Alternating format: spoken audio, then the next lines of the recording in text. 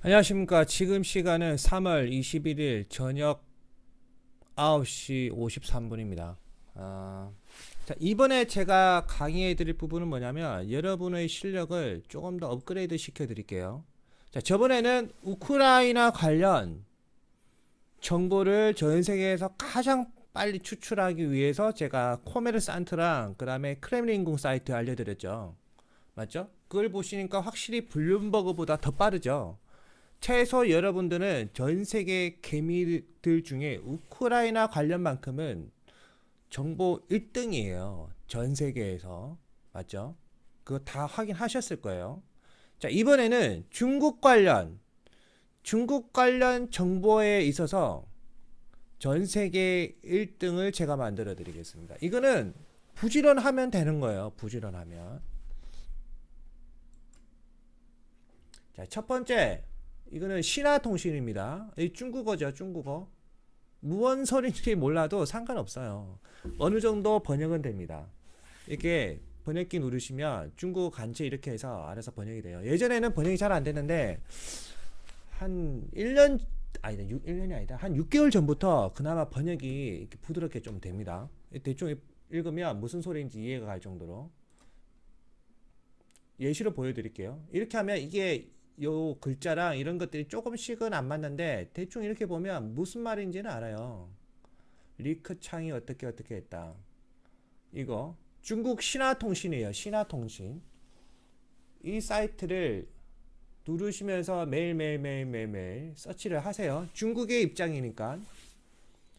그리고 이거는 글로벌 타임즈라고 중국판 그러니까 쉽게 말하면 글로벌 타임즈는 뭐냐면 중국을 대외 홍보하기 위한 대표 사이트라고 생각하시면 돼요. 신화통신은 중국 인민들 그리고 중국 친중 중심의 그런 기관지고요. 신화통신은 이거는 중국을 대외 알리는 대외 홍보 사이트라고 생각하시면 돼요. 글로벌 타임즈.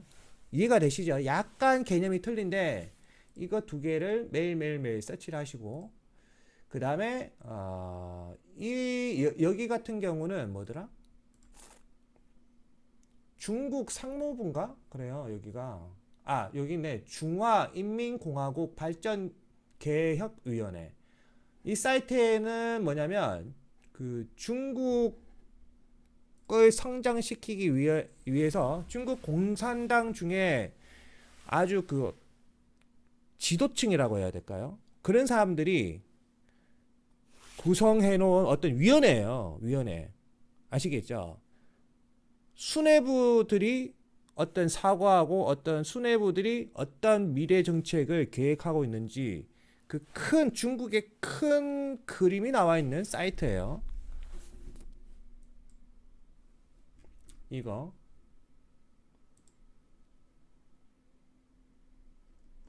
그 다음 이 사이트 같은 경우는 뭐더라?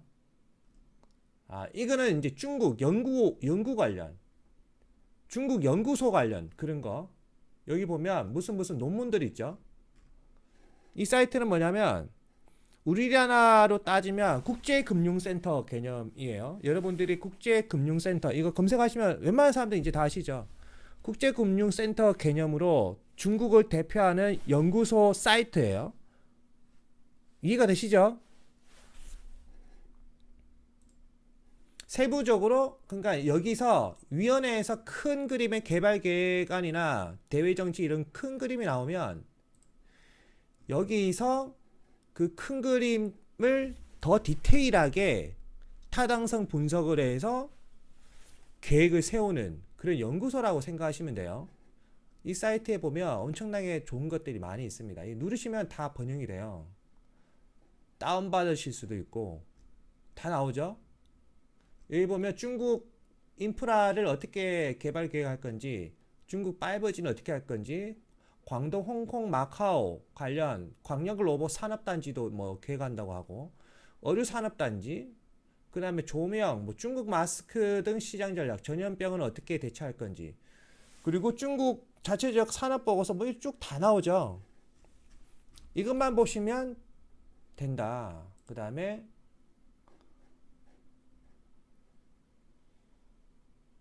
이 사이트가 중국 상무부인가? 그래, 아, 맞네. 중국 상무부 되어있죠.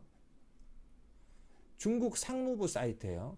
상무부는 말 그대로 대외 무역, 그러니까 외국과 중국의 어떤 대외 무역에 있어서 중국의 그 대외 정책을 어떻게 해야 되냐, 관세는 어떻게 해야 되냐, 그리고 외국에 수출을 할 때 중국은 어떻게 하는 게 이득이 될 것인지, 그 다음에 그 RCEP 있죠, 영내포괄자 협정, 그 RCEP를 이용해서 어떻게 중국은 수출을 하고, 그 다음에 CPTPP 가입을 위해서 중국은 어떤 포지션을 취해야 될 건지, 그런 개념의 사이트라고 생각하시면 돼요. 중국 상무부는 말 그대로 무역.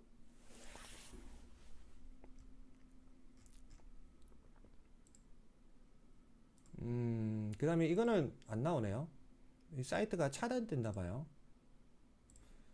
그 다음에 이 사이트는 뭐냐면 중국 인터넷 발전위원회, 뭐 중국 인터넷 네트워크 정보센터 이렇게 돼 있어요. 그러니까 이 사이트는 뭐냐면 인터넷 기반, 인터넷을 어떻게 더 획기적으로 공급을 할 건지. 우리나라에서 인터넷 공급은 아파트 개념으로 주거가 되어 있어서 인터넷 공급이 아주 원활합니다. 타당성도 잘 나오고. 그래서 실제적으로 대한민국이 고도 성장하게 된 이유가 아파트 문화 때문에. 논문을 보시면 이 대한민국이 인터넷이 보급이 되고 나서 엄청나게 그 극도로 이렇게 빨리 성장한 선진국 대열에 들어서게 된 거는 경제개발 5개년 계획이 밑바탕이 되고, 그 밑바탕 위에 인터넷 문명이 들어오게 되는데, 이 인터넷 문명을 이렇게 확실하게 전 세계에서 거의 탑 수준으로 빠른 속도로 밀어붙이게 된 계기가 아파트 문명. 왜 그러냐면 예를 들어 KT에서 기지국 하나를 설치한다고 생각해요. 기지국 하나 설치하는데 예를 들어 1억이 필요해요. 근데 이 아파트는 그 관리소에다가 예를 들어 기지국 하나를 예를 들어 딱 박아 놓잖아요. 서버를 박아 놓으면 그 서버를 중심으로 해서 그냥 코드만 꽂으면 돼. 코드만. 그래서 타당성이 잘 나오는 거예요. 타당성이 잘 나오니까 기업은 이익이 발생하고, 그 발생된 이익으로 서버나 주변 네트워크망, 중계기를 더 많이 설치하고, 이렇게 선순환이 되었던 거예요. 그래서 지금 어떻게 보면 글로벌 IT 대국으로 대한민국은 발전할 수밖에 없었던 그 뿌리가 되는 이유가 아파트 문명, 대한민국의 아파트 문명이 있다고 그 연구 논문에도 나오고 있어요. 그런 개념의 인터넷 사이트예요. 인터넷을 이용해서 어떻게 중국이 부국이 될 건지, 그런 관련 자료가 나오는 사이트예요. 이렇게 1개, 2개, 3개, 4개, 5, 6개, 이거를 여러분들이 매일 서치하시면 도움이 엄청 됩니다. 엄청. 감사합니다.